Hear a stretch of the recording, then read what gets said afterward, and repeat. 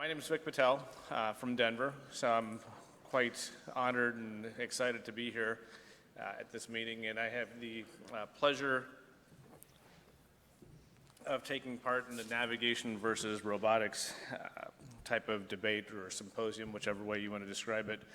And our first speaker is Anand Veeravagu. Are you here? Yep. Anand? Oh, I haven't met you before, so Anand, come on up. I know you're from Stanford. I know you've had some experience at the White House, but you're here to talk to us more about using your brain instead of navigation and robotics. Thanks so much. Okay, good morning, everybody.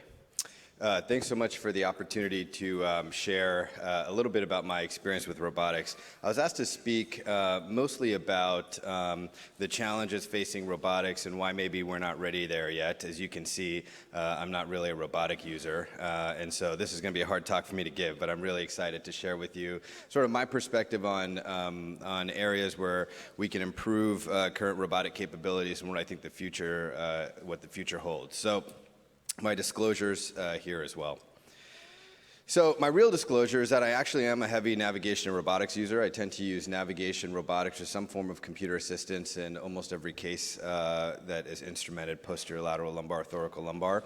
And as a result, my real disclosures are that I'm slower in the OR, I'm painful for the OR staff, I'm expensive, and I'm not really sure where the pedicle is. And so these are the things that we often think about when criticizing those considering using a robotic system. And so if I can sort of bring you into my world a little bit, imagine trying to do a single level T-lift with a robotic system, and this is you in the operating room. This is pretty much me trying to use the robot in the operating room repeatedly. Literally just trying to stack this box on the shelf. I can't get the screw in the pedicle. The robot's not willing to adjust, and I just get frustrated, throw everything on the floor, and fall flat on my face. So I'm sure all of you have had this experience with navigation or robotics, and you often bail back to AP and lateral floor or what have you. But you know, in all honesty, I wanted to share with you a little bit about where I think there are some unrealized gains. Let's talk about robotically assisted spine surgery. What does it mean? When is it beneficial? Where can it be improved to actually be practical in today's modern workflow? And so a lot of different robotic options. I, again, have used a lot of navigation. We started with some of the original versions of the robot, as you can see here in the bottom right, and then moved to using the robotic system alone, then used the robotic system plus navigation as two separate independent systems before the Stealth Edition came out, and then subsequently used a Stealth Edition version of the robotic system now. And so if we look at the arguments, the pro argument here is going to be accuracy, whether it increases efficiency, does it help with operative planning, is it safer, smarter, is it just a more sexy opportunity to market your practice? And some of the disadvantages include whether it's slow, inefficient, are there other missed opportunities? Is putting a pedicle screw in really what spine surgeons need help with? Is it useless technology, and is it really cost effective?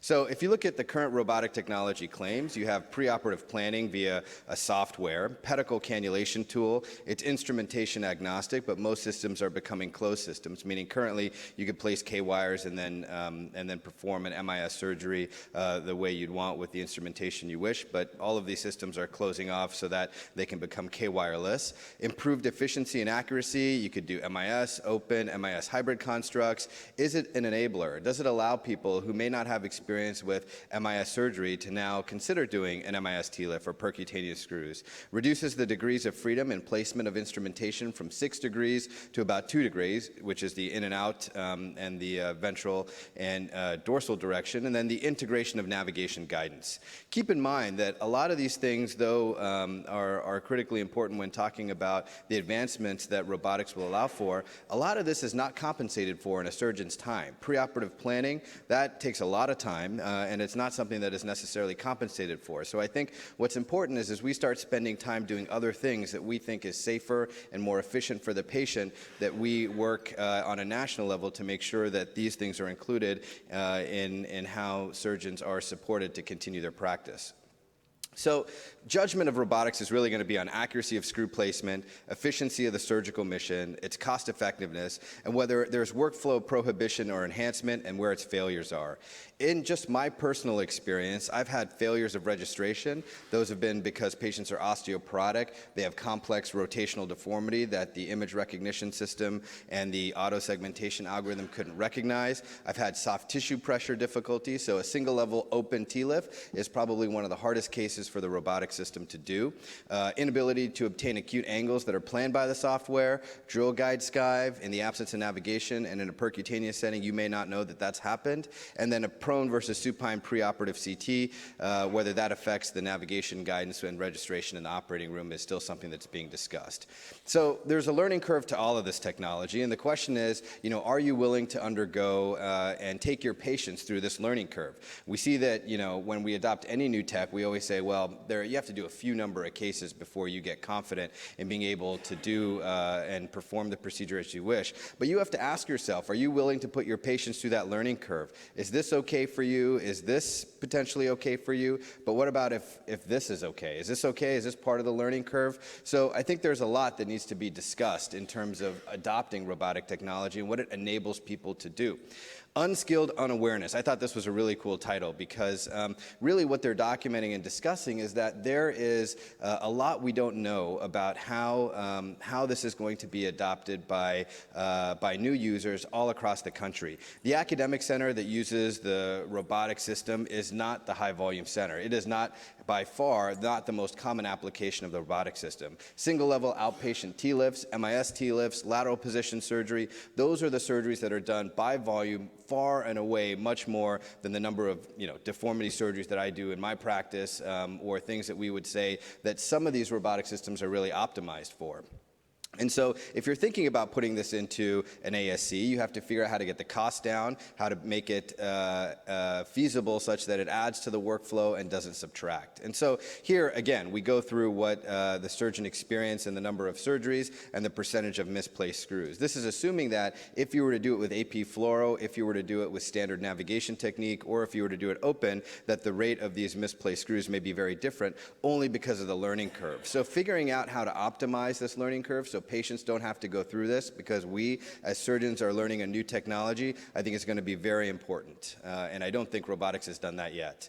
And so unskilled unawareness, K-wire failures. What we're seeing now is a number of issues with people who may not have trained in minimally invasive techniques, where we used to do it with AP fluoro, making sure we're tracking the K-wire, and now they're enabled to do a lot of these things without having active fluoro, and they may not have had the skill or the training to understand how to manage a K-wire. Sounds really simple to us, but truthfully, as you look at our training programs, AP fluoro, at least in our residency, is going by the wayside a lot. And so we have to think about, when we start enabling people to do these advanced MIS techniques, how do we keep them safe? And K-wire management is just one of the very simple opportunities for discussing where this can be a problem. So the learning curve for robotic spine surgery is limited by a rise in misplacement rates between 10 and 20 surgeries. In this particular paper, they suggested skilled supervision for at least the first 25 cases.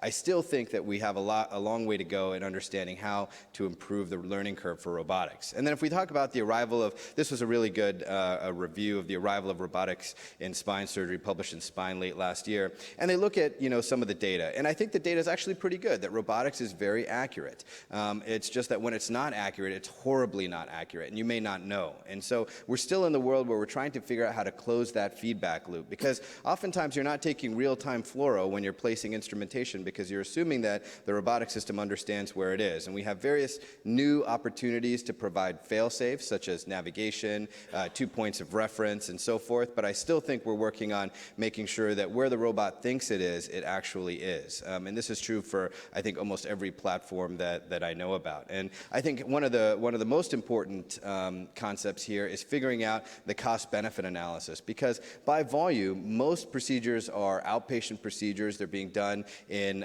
low acuity settings, and to have something that costs $500,000 to $1 million, a large footprint, and slows down the ASC may not be the highest volume opportunity for this. And so you have to ask yourself, what is the robot designed to do, and who is it designed to help? In this particular study, they looked at sort of all of these meta-analysis. They did a meta-analysis looking at all these studies that reviewed the accuracy of robotic instrumentation compared to freehand group and so forth. And really, it just comes down to the cost-benefit analysis and also the fact that robotic technology has not gotten to the point where it enhances our workflow.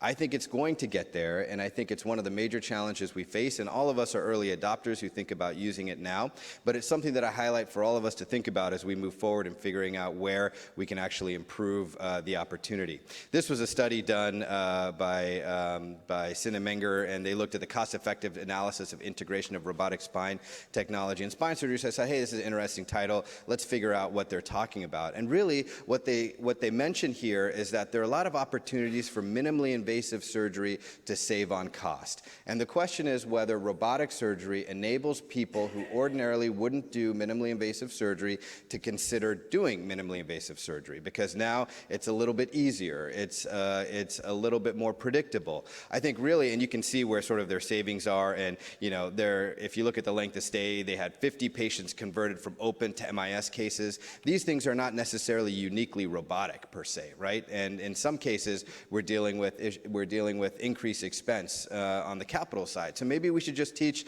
the next generation to be more capable MIS surgeons is the question. And whether robotics is really the answer or not, I still think is out to pasture. And so the safety and accuracy of robotic-assisted versus fluoroscopic-assisted pedicle screw insertion, I actually think the data is pretty convincing that robotic and navigation systems are very powerful in achieving the planned trajectory compared to the free-handed group. And here they kind of mention that. One important thing is that the post-op stay didn't really change very much. The radiation time didn't change, but the dose was very different and lower in the robotic group. And so, more studies probably need to be done to determine if there's really an end impact on these patients or not. You guys know the Gertzbein-Robin system classification. This is what most studies are using to determine how accurate the instrumentation is, whether they're placed by freehand, robotic-guided, navigation template, or fluoro-guided.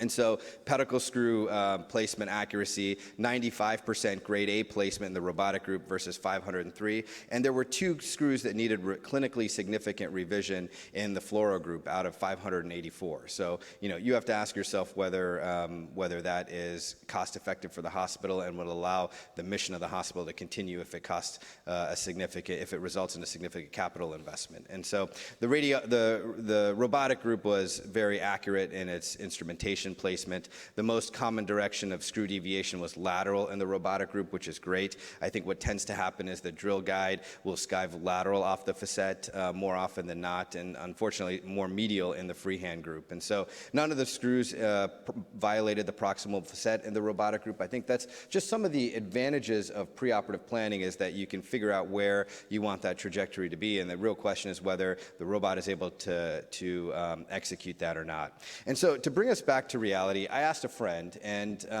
in my practice, I'm at an academic center. Our hospital turnover is very slow. We're by far not as efficient as this colleague of mine, and he's got a practice in Scottsdale, Arizona. I said, let's just go through a typical day of your practice, which I think is probably fairly representative of most spine surgeons in the United States. So a day in his life is an MIS TLIF, an MIS XLIF, transpsoas, again, MIS XLIF, and a discectomy. Okay, he has an ambulatory surgery center, and it's very efficient, and he's very efficient. So this is what he gets done in a day. Okay, so let's figure out if this is typically what gets done in a day, or maybe half of this gets done in a day. How does a robotic system help? So does it optimize workflow? Do you need to have an intraoperative CT? How much time does registration take? And is really placement of pedicle screws, which is what the current robotic technology is capable of, is that really where we have an unmet need? So in order to mount the robot and use the robot, you need to have a preoperative CT scan.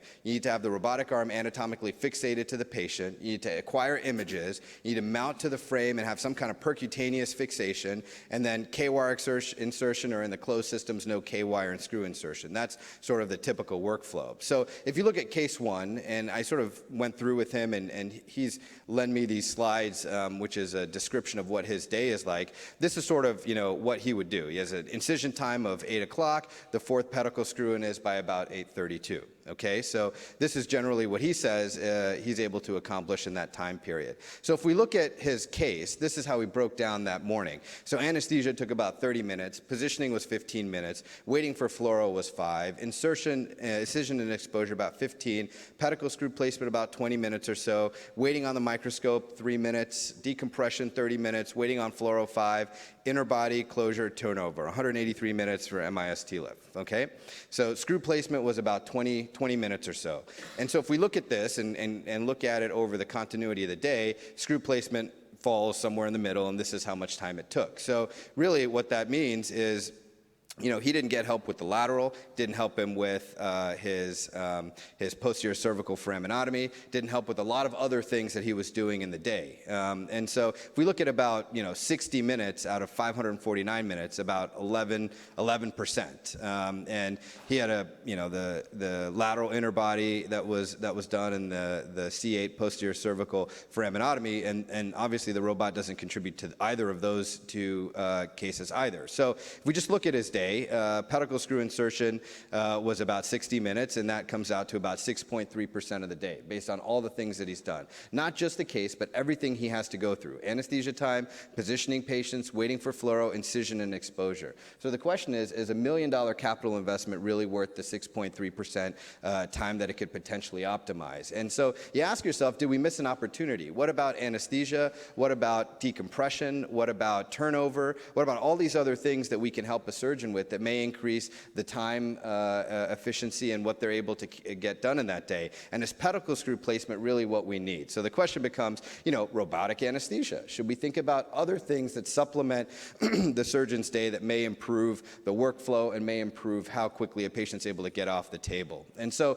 really what it comes down to is, again, I'm a believer in robotics and navigation, but there are a lot of things that we need to overcome.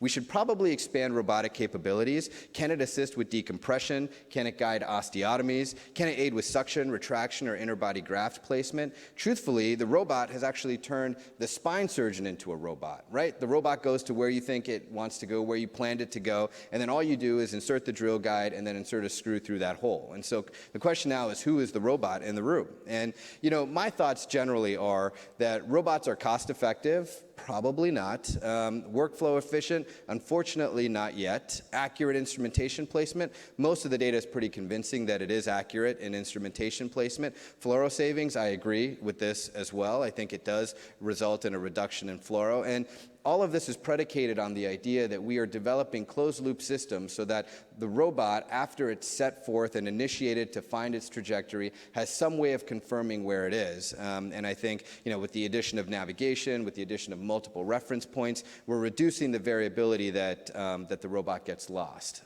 in space. Does it enhance operative planning? It definitely does. And I think robotics and computer-assisted spine surgery is here to stay. It's probably just not completely ready yet, and that's okay. We're all early adopters of the system, and I think there's a really exciting opportunity ahead, especially with those specific aspects of surgery that we think maybe we could help with, in addition to placement of pedicle-based instrumentation. So, thanks so much.